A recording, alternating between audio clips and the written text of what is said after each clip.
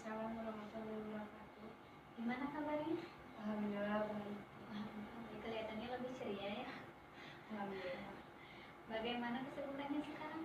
Sibukannya tidak ada kesibukan sih, masih kuliah. Barusan perjalanan gimana? Lancar. Alhamdulillah agak macet ya, masih siang. Nah, saya sangat mengapresiasi karena Anda mampu untuk datang ke sini gitu ya. Sebelumnya kan kemarin kita udah menjadwalkan buat melakukan sesi konseling kedua gitu. Nah, sekarang kita akan masuk ke dalam sesi konseling kedua. Dalam sesi konseling kedua juga ini mempunyai beberapa asas gitu. Ada asas kerahasiaan yang dimana semua permasalahan yang Anda bicarakan kepada saya semuanya akan terjaga kerahasiaannya. Nah, dalam sesi kedua ini saya ingin bertanya Anda, siapa saja yang boleh mengetahui permasalahan Anda ini? Mungkin hanya saya dan teteh saja. Baik, berarti hanya kita berdua. Jika nanti ada siapa aja yang mau mengetahui permasalahan Anda, saya akan terlebih dahulu konfir kepada Anda. Nah, lalu yang kedua ada asas keterbukaan, yang dimana di dalam sesi konseling ini Anda boleh menceritakan semua permasalahan Anda. Jangan takut karena dalam sesi konseling ini kan ada asas kerahasiaan tadi. Nah, yang ketiga ada asas kesukarelaan, yang dimana Anda datang ke sini ini atas kesukarelaan Anda sendiri. Lalu dalam sesi konseling ini juga ada kontrak waktu dari 30 sampai 45 menit. Apakah Anda bersedia? Iya. Baik, terima kasih. Dalam sesi konseling ini juga saya izin untuk membawa catatan, barangkali ada masalah ataupun hal-hal yang perlu saya catat akan saya catat, dan saya juga membawa izin nge-tag video sebagai laporan ke dosen saya. Apakah diperbolehkan? Iya, boleh. Baik, terima kasih. Nah, kemarin kan kita sudah membahas masalah pada sesi konseling pertama. Nah, sekarang saya ingin bertanya kepada Anda, hal positif apa yang Anda lakukan dalam seminggu kebelakang terakhir kita ketemu? Hal positif yang udah saya katakan, saya akan lebih sering berolahraga, lalu juga akan lebih sering berinteraksi atau datang ke sekolah menemui anak-anak. Iya. Baik. Apakah terjalankan? Alhamdulillah. Alhamdulillah terjalankan. Lalu perubahan pada diri Anda yang Anda rasakan itu perubahan positifnya seperti apa? Perubahan positifnya tuh seperti tenang gitu ya. Terus juga udah bisa sedikit mengontrol emosi. Anda menyebutkan bahwa Anda bisa tenang dan bisa sedikit mengontrol emosi. Bagaimana cara Anda, apa yang meyakinkan Anda bahwa Anda sudah bisa tenang dan bisa mengontrol emosi Anda? Yang meyakinkan itu seperti ketika saya tuh kemarin menghadapi anak-anak gitu ya. Nah kan otomatis sih anak-anak tuh kadang emang harus kita tuh harus sabar ya, kata orang-orang juga. Nah jadi saya tuh mencoba mendekati atau mengajak mengobrol atau main gitu. Ternyata emang benar yang namanya di uras emosi itu benar. Tapi kan saya juga kadang marah pengen gitu ya karena kesal, tapi saya juga berpikiran kasihan gitu, takut mentalnya tuh kena gitu kan. Jadi ya harus tahan emosi itu gimana caranya. Jadi di situ saya tuh yakin bahwa udah bisa mengontrol emosi dari situ. Jadi dalam seminggu belakang ini Anda bisa melakukan bertemu dengan anak-anak yang dimana mungkin anak-anak itu masih kayak sering bermain-main gitu, karena masih anak kecil gitu ya, sehingga Anda harus mempunyai tenaga yang lebih atau kesabaran yang lebih gitu ya dalam menghadapinya. Nah, lalu apa yang membuat Anda bisa melakukan itu, bisa melakukan tugas ini? Yang bisa buat saya melakukan itu, saya juga melihat dari orang lain gitu yang emang seperti guru yang mengajar di situ ataupun kakak-kakak gitu. Soalnya kan saya sendiri tidak pernah merasakan yang namanya adik gitu, jadi tidak tahu cara menghadapi anak itu seperti apa. Jadi saya tuh melihat dari orang-orang di sekitar saya dulu sih, bagaimana cara mereka, oh ternyata mereka juga sesabar itu. Sangat bagus sekali ya Anda mampu melakukan tugas ini itu. Mungkin yang meyakinkan Anda itu bahwa Anda ingin berubah dalam diri Anda.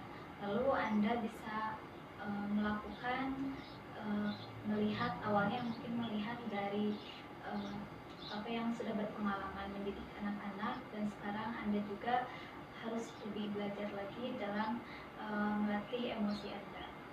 Nah, jika diskalakan dari 0 sampai 10, yang dimana 0 itu Anda sangat terpuruk dan 10 itu Anda sudah baik-baik saja. Kalau boleh tahu sekarang ada di skala berapa? Ada di skala 8. Ada di skala 8. Apa yang dimaksud skala 8 ini?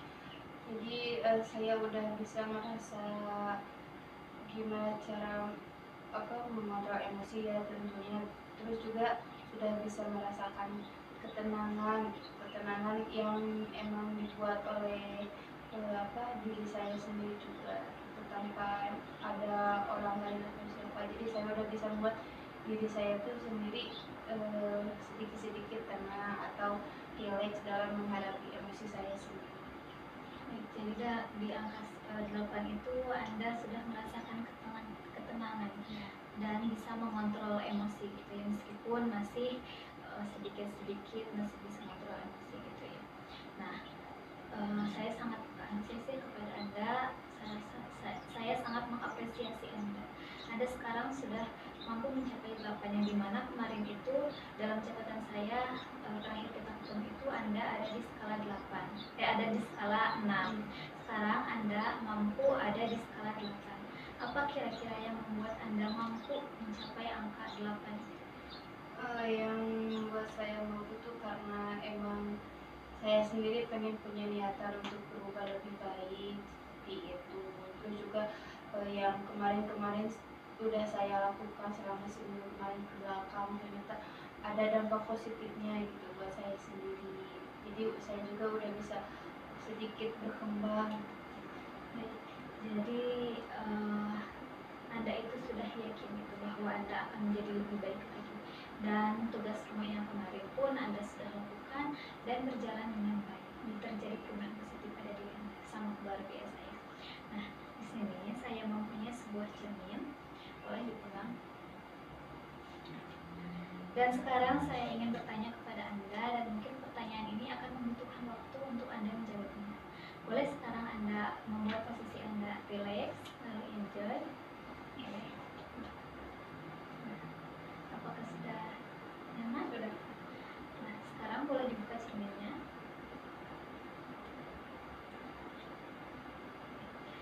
Sekarang jika seandainya cermin itu adalah keseluruhan hidup Anda, boleh sekarang Anda buka cermin itu, lalu lihat dan bayangkan diri Anda di masa depan.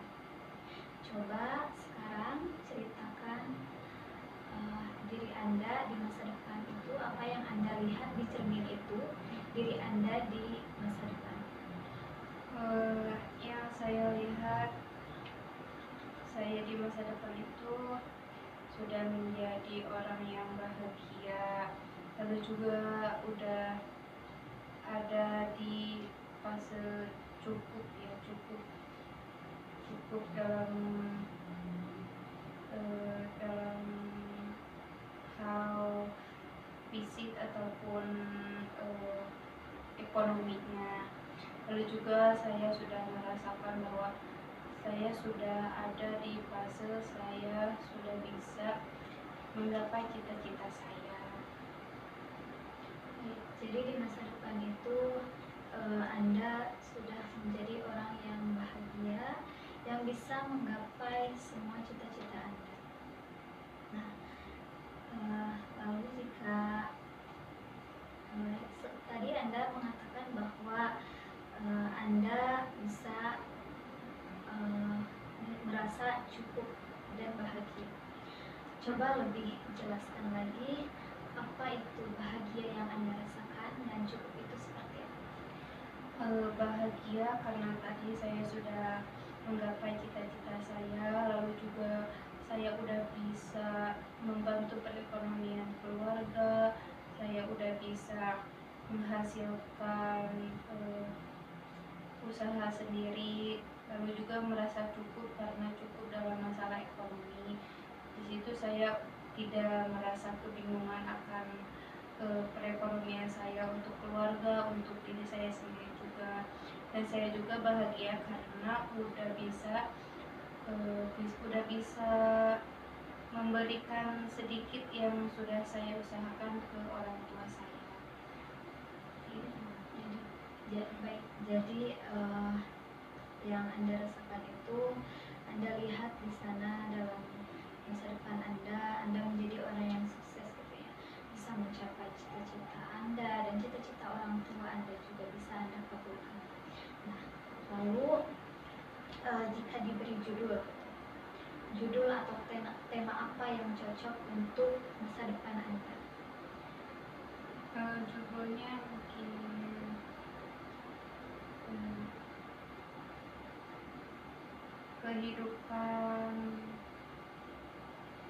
kehidupan yang bahagia. Baik, sangat bagus sekali ya, di sana Anda memberi judul kehidupan yang bahagia.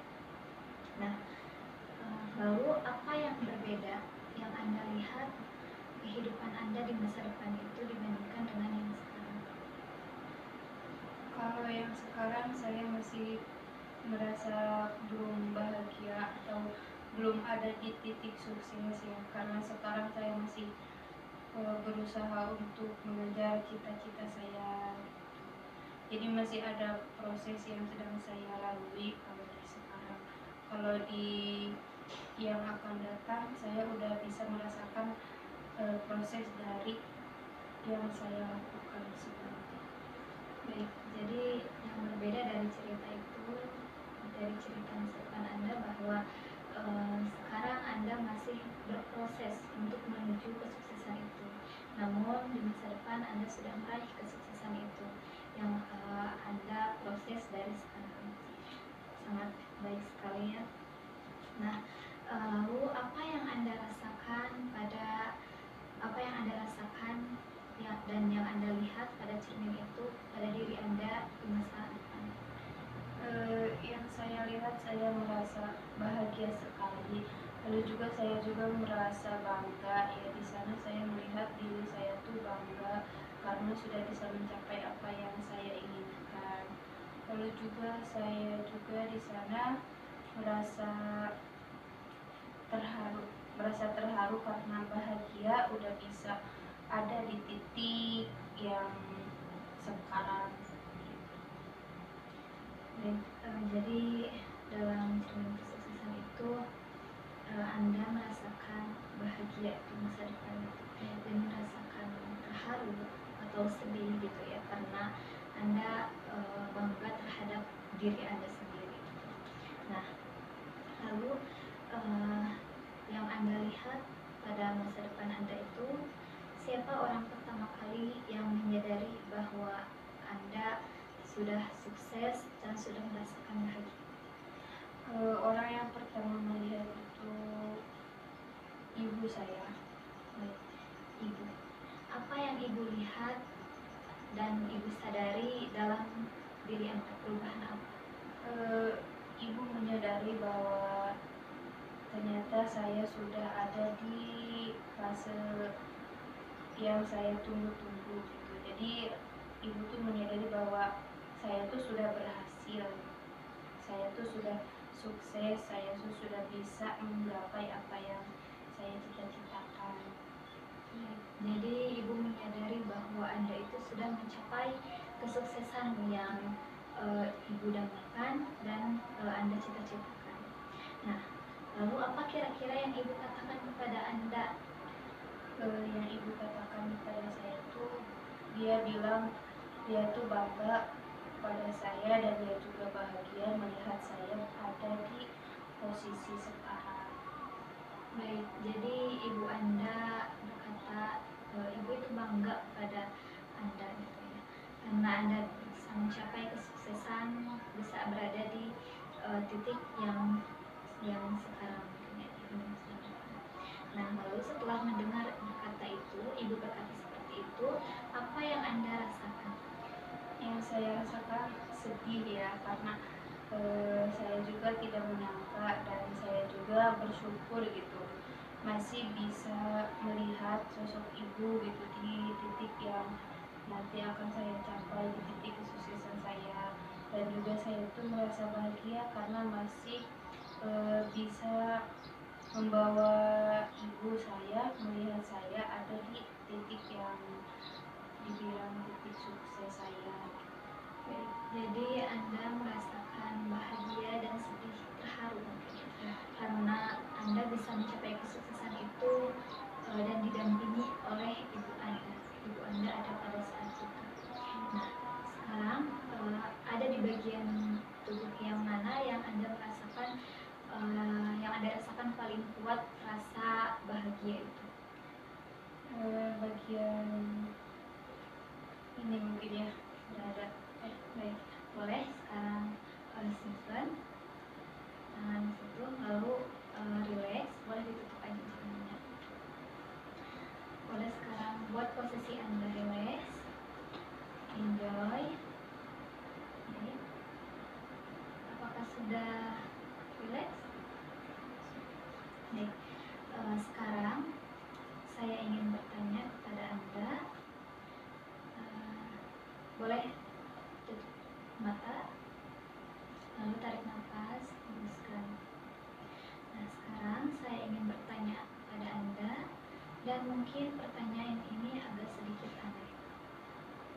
Coba Anda bayangkan, setelah habis sesi konseling ini, Anda pergi ke rumah kemudian tertidur. Ketika Anda tertidur, terjadi sebuah keajaiban yang dimana semua permasalahan yang Anda bicarakan kepada saya semuanya telah selesai. Lalu ketika Anda terbangun di pagi hari, apa yang Anda rasakan pada pagi hari? Yang saya rasakan itu kaget karena ternyata masalah itu udah selesai, dan saya merasa senang karena masalah itu udah selesai. Anda merasa senang karena masalah sudah selesai. Apa yang dimaksud dengan senang itu? Senang karena saya udah tidak memiliki beban pikiran, tidak memiliki pikiran yang harus memikirkan masalah-masalah yang belum terselesaikan. Baik, senang, bahagia karena Anda bisa menyelesaikan semua permasalahan yang Anda bicarakan pada saat ini. Nah, lalu dalam perasaan itu berbentuk atau tidak berbentuk? Berbentuknya seperti apa? Berbentuk lingkaran. Berwarna atau tidak berwarna? Berwarna. Warnanya apa? Warnanya warna merah. Besar atau kecil? Besar. Baik, sekarang saya ingin Anda bayangkan Anda masuk ke dalam lingkaran yang besar itu yang berwarna merah, dan membawa pikiran dan perasaan Anda masuk ke memori pertama kali munculnya perasaan ini di masa lalu. Mungkin itu ketika SMP ataupun SMA. Boleh beritahu saya jika perasaan itu muncul, rasa senang itu muncul. Perasaan rasa senang muncul di masa lalu mungkin pada saat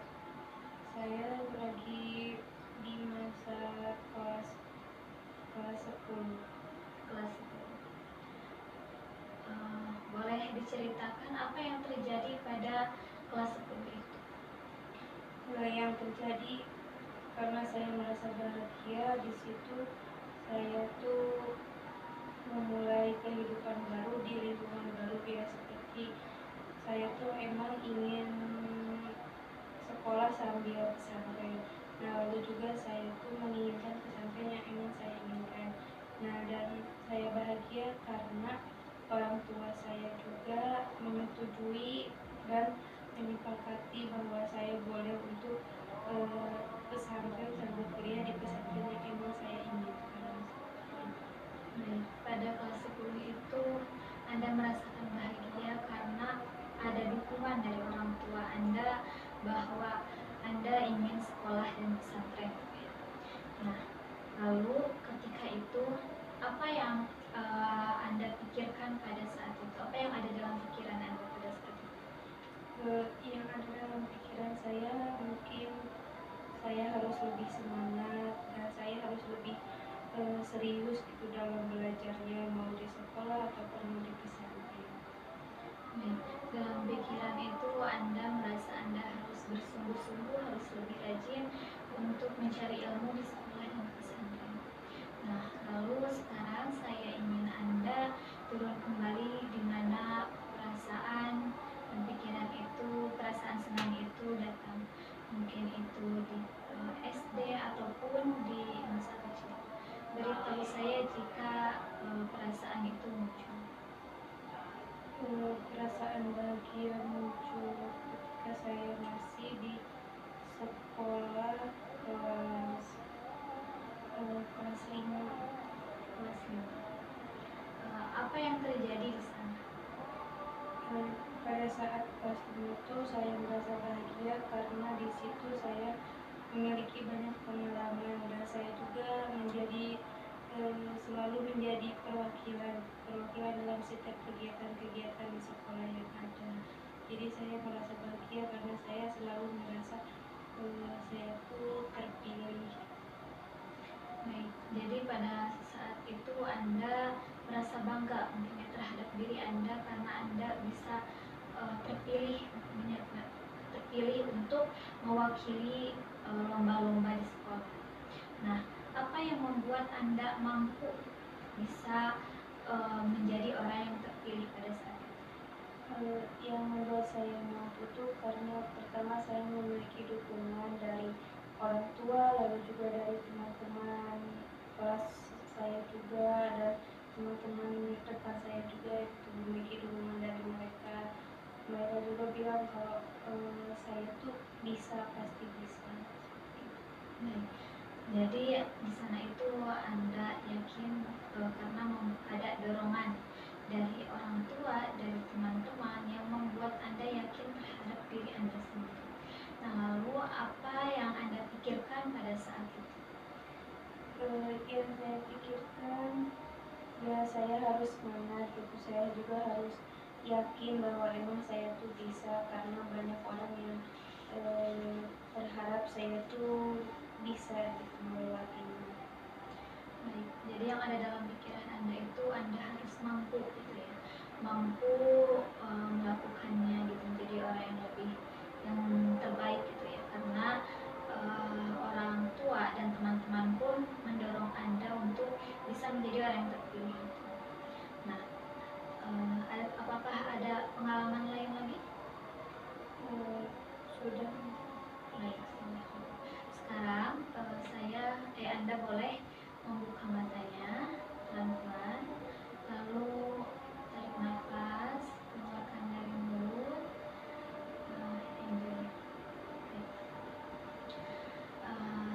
Nah, sekarang jika diskalakan dari 0 sampai 10, yang dimana 0 itu Anda merasa terpuruk dan 10 itu Anda merasa baik-baik saja, boleh.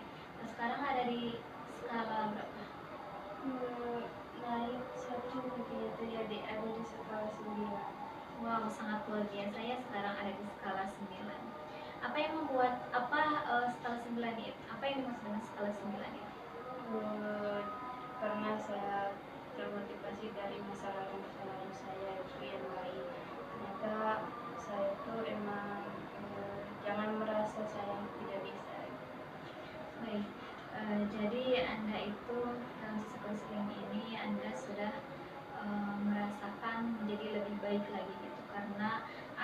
pengalaman motivasi dari masa lalu yang Anda capai itu. Nah, sekarang saya barusan kan Anda sudah, sekarang saya ingin bertanya kepada Anda, apa kira-kira yang mampu Anda lakukan buat 1 minggu ke depan dari mulai sekarang? Yang saya lakukan masih sama kali, itu seperti melihat anak-anak atau mendekati anak-anak dan memahami semua karakter mereka. Gitu.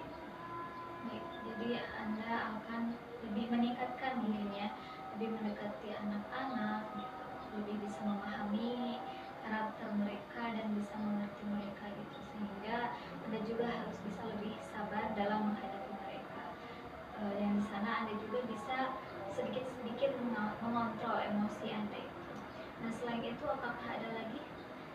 Mungkin mencari kegiatan yang saya suka, seperti saya tuh suka membaca, terus juga suka menulis gitu. Jadi akan lebih rajin lagi gitu untuk menulis agar bisa sedikit-sedikit menceritakan apa yang saya rasakan gitu. Baik, jadi kedepannya Anda itu selain akan lebih banyak berinteraksi dengan anak-anak, Anda juga akan rajin menulis dan membaca gitu ya. Apakah ada lagi? Itu Apakah Anda yakin bisa melakukannya? saya yakin. Anda yakin ya. Saya sangat mengapresiasi karena Anda mempunyai keyakinan yang sangat luar biasa gitu ya atas perubahan yang ingin Anda capai ke depannya. Nah, kira-kira kapan akan Anda mulai? Mungkin hari ini ya, nanti setelah sesi ini selesai dan ketika saya sudah ada di rumah. Berarti di mana Anda akan mulai melakukannya? Mungkin di lingkungan yang dekat dengan rumah dulu. Berarti Anda akan melakukannya mulai dari sekarang, membiasakan seni ini dan di dekat rumah gitu ya. Nah, sekarang saya ingin Anda menuliskan kesan-kesan selama mengikuti sesi konseling ini. Boleh.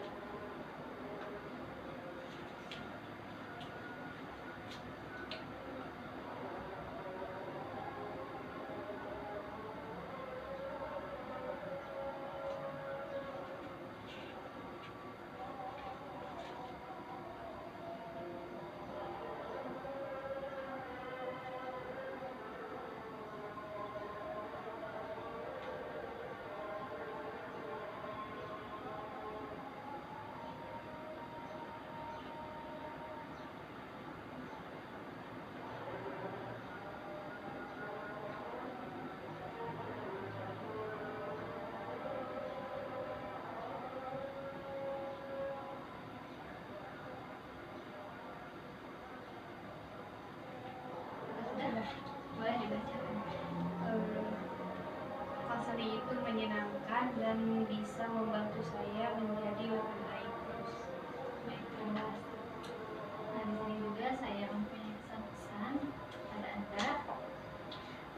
Saya tadi sudah mendengarkan ternyata banyak sekali pengalaman-pengalaman keberhasilan yang Anda lakukan di masa lalu, yaitu Anda bisa membuat dan meyakinkan orang tua Anda bahwa Anda ingin sekolah dan pesantren gitu ya.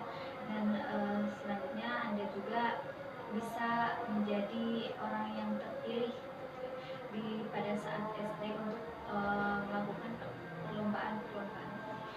Saya sangat terpukau sekali ya atas pencapaian yang Anda capai. Oleh karena itu saya lebih yakin kepada Anda bahwa Anda bisa menjadi lebih baik lagi ke depannya. Karena tadi juga Anda sudah menyebutkan beberapa tugas yang harus Anda lakukan dalam seminggu ke depan ini. Anda akan lebih banyak berinteraksi dengan anak-anak dan Anda juga akan lebih sering melakukan hobi Anda mungkin yang Anda sukai, yaitu membaca dan menulis. Saya yakin Anda juga bisa melakukan hal itu gitu. Nah, mungkin sekian sesi konseling ini. Sebelumnya apakah ada yang ingin ditanyakan? Tidak ada. Tidak ada. Baik. Nah, untuk sesi konseling selanjutnya nanti akan saya kontak kembali, akan saya beritahu kembali, nanti kita sepakati jadwalnya. Baik, terima kasih. Wassalamualaikum warahmatullahi wabarakatuh. Waalaikumsalam warahmatullahi wabarakatuh.